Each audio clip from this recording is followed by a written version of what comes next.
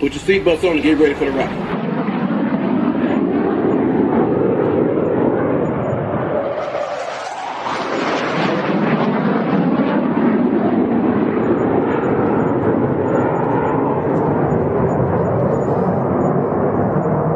We're the freaking New York Jets, so we're built for this shit.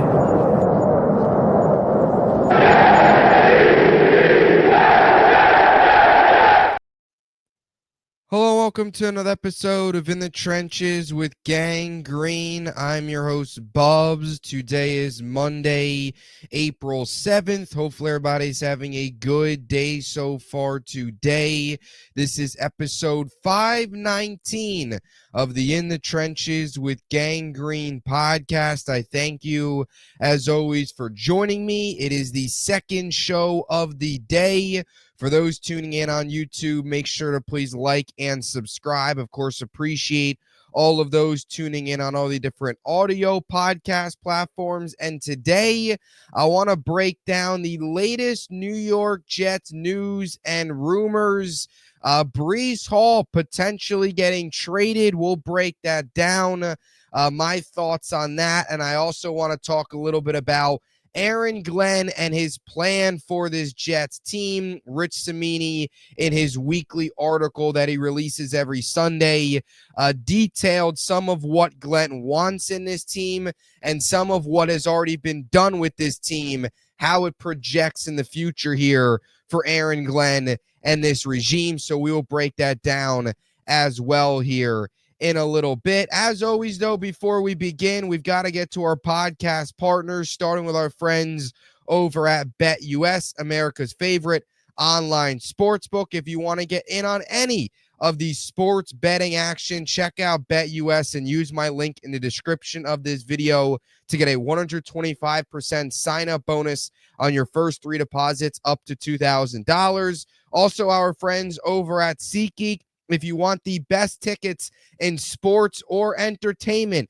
plays, concerts, shows, you name it, SeatGeek has it. And if it's your first time using SeatGeek, use my promo code BUBSONSPORTS for $20 off your first purchase and get yourself out to some awesome events. And of course, our friends over at Huga House, if you want any of their awesome selection of new arrival hats and sweatshirts, along with original hats, check them out and use code BUBS for 15% off any purchase and get yourself some awesome Huga House swag. So here we go, episode 519. Thank you, as always, for tuning in to see all the support. It means a lot as the offseason here rolls on. Now just 16 days, or actually no, 17 days here away from the draft. Thank you to those of you who watched our Mock Draft Monday episode earlier today. If you haven't already, check that out. Like I said, second show of the day, so appreciate all of your support. And in today's episode, I wanted to get into two topics. First here, we'll get into Breece Hall, and I also want to touch upon some things with Aaron Glenn and what Rich Cimini called it as the Aaron Glenn doctrine in his weekly Sunday article, break down some points that were made there. But we got to start with Breece Hall because it is April. We've kind of hit this point in the offseason where free agency is over. You're still about 2.5 weeks away from the draft. And this is kind of like rumor season, right? Things start to pop up. Trade rumors now start to come about. You're kind of in that lull of free agency, waiting for the draft, generating topics, generating storylines. And that is kind of what feels like has happened here with Breece Hall and the New York Jets. And this all started, kind of a timeline here of this all. This really all started about a week ago when Aaron Glenn was at the annual NFL owners meetings and had this to say about Breece Hall. He said, quote, "I think mentally he's in a good place, but I would say that we have 3 running backs on this team that we're going to utilize as much as possible." Obviously, of course, noting the other 2 backs in that room, Braylon Allen and Isaiah Davis, who both enter year 2. Braylon Allen, also the youngest player in the NFL. That all week long kind of fueled some speculation of, oh, Breece Hall is not going to be used that much. Oh, the Jets don't value Breece Hall as much as previous regimes. Oh, the Jets are going to trade Breece Hall. That quote kind of got thrown into so many different directions. And we actually came on to here and talked about it because there was even some talks about maybe Denver being interested and could the Jets trade Breece Hall to Denver? Obviously, the connection with Darren Muji there. Glenn also has a connection with Peyton. Denver needs a running back. Could a deal there happen? And I more so took that quote from Glenn and kind of chalked it up and mustered it up as it's understandable where Glenn's coming from, where Breece Hall's role might differ from what you saw last year and the last couple years in Detroit with Tanner Engstrand and the way they use running backs and the way the Jets offense is going to be as a whole. We'll break that down here in a little bit, more of what I talked about last week about Breece Hall. But that quote came out, and then yesterday you get Rich Cimini in his weekly article had this to say on Breece Hall. Now, again, this is all speculation, rumor. This isn't Cimini has sources from inside the Jets that say they're actively shopping. This is all just rumors, all just speculation, but this was the expert from the article. Hall is a gifted player who would attract interest if dangled in trade talks. Perhaps the Jets would consider moving him if Boise State star Ashton Jeanty is available with the 7th pick in the April 24th NFL draft. Of course, night number 1 of the 2025 NFL draft in Detroit. So that's where we're at here with Breece Hall. I feel like I had to put a timeline out there because the last week we went from nothing about Breece Hall to about a week and just tons of Breece Hall talk. And I'll just say this straight out top. 2 things. Number 1, this is not happening. I do not see a world where the New York Jets actually trade Breece Hall and he is in a different uniform week 1 of 2025. I just don't see it happening. To me, it doesn't make much sense from the Jets' perspective. I can understand the argument to why to trade him, but in my opinion, it's just not the right move. I understand you're probably not going to re-sign him. I understand that you can get value for him, but in my opinion, I'm keeping him. And I'm also not on board with, number 1, like I said, I don't think this happens. Number 2, I'm just not on board with trading Breece Hall, creating another hole on this roster, and then drafting Ashton Jeanty, who I totally get. You could probably make the case as a top 3, top 4 player in this entire draft. Forget positions, just entire draft talent-wise, a top 5 player. And I get the possibility of, you take him, but it just doesn't make sense from the perspective of you have Breece Hall, who, yes, the last 2 years, especially last year, was disappointing, but let's see what he can do in this new offensive system. Let's see what he can do under Tanner Engstrand. Let's see what he can do if they utilize this run game and this offense similar to the way we saw in Detroit. Also, you're probably going to get a little mix in of what we see in Baltimore when it comes to Justin Fields and his ability to run the football. Not saying the Jets are going to have that as much success as Baltimore and as Detroit, but you're going to see kind of the outline of those offenses mixed in with this 2025 team. And I want to see what Breece Hall could do. He is still a talented player. He is still a good running back. I'm not on board with this team has so many holes. I'm just not on board with trading him, creating another hole, then drafting Ashton Jeanty at number 7. And then what? Tackle still in need, wide receiver still in need, tight end still in need, safety still in need, defensive line still in need. Then you're relying day 2, day 3 to fill holes at all those other positions. And I know you're not going to fill every single hole this draft, but you want to get a good start. You don't want to create an extra hole just to create one and then fill that hole and still have all these other spots in the roster that need additions and completely ignore them in a way on day number 1. I just don't get that. I'm just not on board with that. Could I see a world where maybe they deal Breece Hall during the season at the deadline? I can understand that a little bit more, where it's like, okay, let's see what he can do in this offense. Let's see what he looks like. If the season's not going well or he's not playing well, or even if he is playing well, but as a team, they're not playing well and there's a team out there that wants a running back at the deadline, can you get value there? Fine. And do you then maybe want to take a running back in the back half of this draft, maybe a Damian Martinez from Miami, somebody like that? Okay. but I'm just not for trading Breece and drafting a running back in number 7. I think most fans, too, just don't love the idea in this day and age of football of drafting a running back inside the top 10. I get Jeanty's a beast, but come on now. And we went from talking about Armand Membu filling all these holes to, let's trade Breece Hall, then take Jeanty? No. I'm not on board with that. I don't like that idea at all. And I just don't buy it either. And maybe that's why I'm not on board with it, because I just don't buy it. I don't think the Jets are actively shopping Breece Hall. I really think what Aaron Glenn was saying, in a way, kind of got taken out of context. And I spoke on this last week on an episode where I talked about Breece Hall and potentially his new role, how that whole running back by committee thing, I don't necessarily is Aaron Glenn saying, like, we're not going to use Breece. He's not our number one running back. I just think it's more so you look at what Detroit did, I think you're going to see very similar to that here now with the Jets, where Breece Hall last year, or the last 2 years, has had 57% of the team's carries. Okay, the players behind him were Dalvin Cook, who had 17%, and Braylon Allen, who had 25%. Those were the second most percentage carries on the team.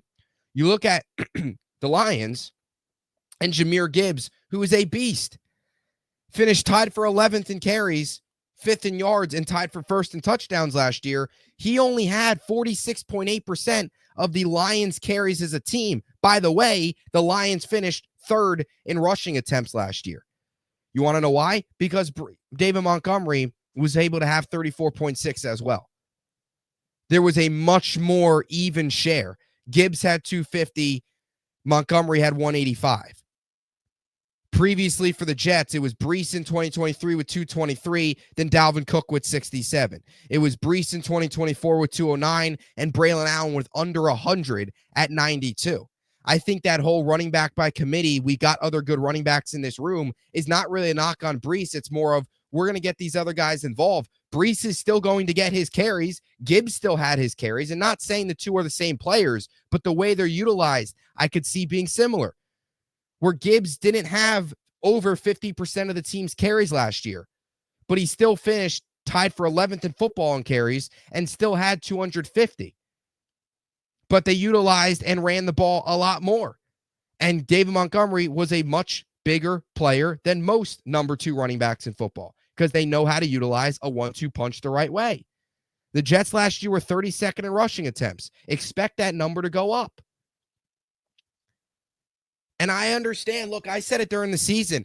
Yes, Breece's vision at times last year wasn't great. Yes, there was moments where it kind of looked like he was just flat, right? The first, really, 2022, his rookie year, and even parts of 2023, there was so many moments where he just made things look so easy, where he wasn't trying, right? Just had that speed, that ability in the open field about him, where when he got going, there was no catching up to him, and it just looked so easy. Last year, that wasn't the case. I totally agree. But I also think part of it was the offense was incompetent, the scheme was incompetent, the play calling was incompetent, the coaching was incompetent. Let's see what he can do in this new run-heavy, run-first scheme with a quarterback that's also a threat to run, right? You see how that works out in Baltimore, a lot of those RPOs. An offensive coordinator coming from a background that had one of the best 1-2 punches out of the backfield in Detroit. Let's see what Breece can do. Let's see what him and Braylon Allen can do. Like, this team has so many holes. We're just going to trade good players now. Like, Breece is still, in my eyes, a good player. He still is. Is he maybe what we... Maybe he isn't what we thought he could be, right? I think we all thought, this could be a guy that can go have 1,800 all-purpose yards. Maybe he's not that guy. Maybe we overhyped him a little bit. But can he still go out there and have a very productive season and help this team win football games and be a key cog in a run-first offense? Yeah, I think so. Why would you want to trade that? I understand, yes, he's becoming a free agent, but this team has other holes to fill. I'm just not for trading a guy, creating a hole, then filling the hole, and still having all these other holes. I also think there's a world where you could deal him at the deadline if you really feel that way of, okay, Maybe the team at the deadline is not playing well. Let's say Breece still is. There's still interest. Then you can get something for him. That's the way I see it. And I think that whole committee thing, too, like I mentioned with Aaron Glenn, was just taken out of context. I don't think that was a shot at Breece Hall. I think that was more of look at where they're coming from and look at the way the Jets have used their running back room in the past and the way Detroit has. Doesn't mean Breece Hall is not going to be a factor. No, he's actually going to have more carries, but it means Braylon Allen and guys like that are going to be bigger factors. It means they're going to know how to use Braylon Allen. How many times last year in third and fourth and short situations, Braylon Allen wasn't even on the football field because Todd Downing, Nathaniel Hackett were incompetent. Hopefully that's not the case this year with Tanner Engstrand in the background that he has. So that's my viewpoint on the whole Breece Hall, Ashton Jeanty conversation. In reality, to sum it up, I don't see this happening. And I think a lot of this is just speculation and flat out a story on April 7th because there is not a ton of stories going on, right? A lot of it's draft coverage. This is kind of, hey, throw this out there, create some drama, get clicks. And that's what they're doing, right? I think that's what this is. I'll also say this, right? When have the Jets this year hinted at anything that they're doing? Everything that the Jets have done so far in the offseason, I don't think anybody really saw coming. There was really no reports on it other than Justin Fields. But again, a lot of that was speculation, and that was also obvious, right? Quarterback, big-time position. But other than that, every player that we saw the Jets potentially signing or whatever didn't happen. The Jets have, and this leads kind of into what I want to get into next with Aaron Glenn. The Jets have been silent this offseason. So the fact that this is all coming out, I also think tells you this is all just rumors and more so fan media fiction than anything because nothing from the Jets' perspective has actually gotten out this offseason. And I just don't see where this is actually that true because I don't see something like this getting out because Glenn and Muji, it's been very silent. Everything that they've done, you haven't really saw any signs of it coming, really. So that's another thing I think you add on top of this. So that's the Breece Hall stuff. I want to move on here to Aaron Glenn. Also in that article, by the way, Rich Media does an awesome job every weekend. These Sunday articles, kind of just the latest of what's happening with the Jets, and you get some good nuggets and you get some good stuff. Obviously, the Breece stuff as well. Get an episode, little conversation amongst Jets fans out of it. Been a hot topic, of course, all over Twitter, social media, all that stuff over the last day or so, and even last week, but especially more this week. And in this article, on top of the Breece stuff, Cimini called it Aaron Glenn Doctrine. And I wanted to read it. It was a couple bullet points just about Aaron Glenn's plan and some of the things that they've done this offseason, and wanted to break some things down and just talk about some of where what the Jets are doing so far with this new regime, as of course we're just 17 days rather away from the draft. So here it is. The Glenn Doctrine. The 30-minute sit-down with Glenn in Palm Beach, coupled with interviews with people around the league who know him, yielded some thoughts and observations on his coaching philosophy. Notable tenets. Number 1, competition is paramount. Glenn emphasized that point by saying the depth chart is written in pencil. He wants to create a meritocracy. One of the criticisms of the previous regime was that players got too comfortable. Next bullet point. Youth is served. Of the 14 offseason additions, wide receiver Josh Reynolds is the only one in the 30 and up category. A year ago, the Jets had one of the older teams. Now the oldest non-specialist is backup quarterback Tyrod Taylor, of course, at the age of 35. Every projected starter is under 30. Aaron Glenn said it's, quote, it's a young man's game. Next bullet point. The bigger, the better. They added size at receiver, defensive line, even cornerback. Glenn likes the idea of pairing Gardner, 6'3", with newcomer Brandon Stevens, 6'1", who replaces DJ Reed, 5'9". The irony is that Glenn, a fantastic corner in his day, is only 5'9". And finally, quiet is good. Glenn is old school in that he prefers to, quote, move in silence. as he called it. Inheriting a team often portrayed as dysfunctional, he wants to change the culture, and he believes that starts with less noise. Observing Glenn at the meetings, it's clear that he's a serious-minded coach and not into idle chit-chat. So a couple takeaways I have from this. Really, the top bullet point and I think the bottom bullet point kind of mixed together and go along with what this Jets team actually needs and what I think is actually an early positive sign from Aaron Glenn.